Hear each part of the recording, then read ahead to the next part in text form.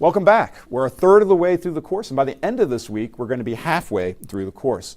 Last week, we took a deep dive into this notion of industry structure. We introduced our tool, the 5 Forces framework, and we analyzed Red Hook Brewing. And hopefully you saw, and one of the things we learned here is that even in a market where there might be an attractive firm, if the industry structure is one in which perhaps there's low barriers to entry, it's very hard to be successful in that market. There's a great quote from Warren Buffett, which I love, which states, "When an industry with a reputation for difficult economics meets a manager with a reputation for excellence, it is usually the industry that keeps its reputation intact."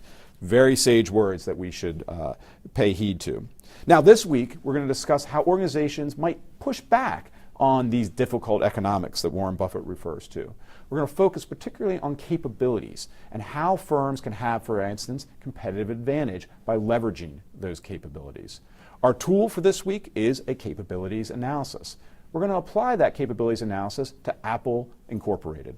Many of you, if not all of you, are of course very familiar with Apple. Apple's a very interesting firm that's had very high success in recent years. We're going to try to unpack that, try to understand, well, what's the source of the success of Apple?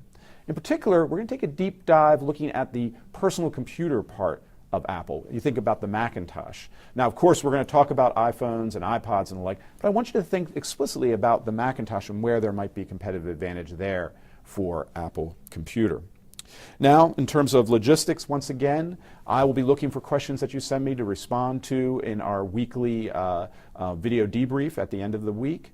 And again, I want to emphasize that it's time for you to really start to work on your final projects here. You're building these tools in your toolkit. You want to think about applying them to the organization that you're going to analyze here, and then continue to work on it as we go throughout the term.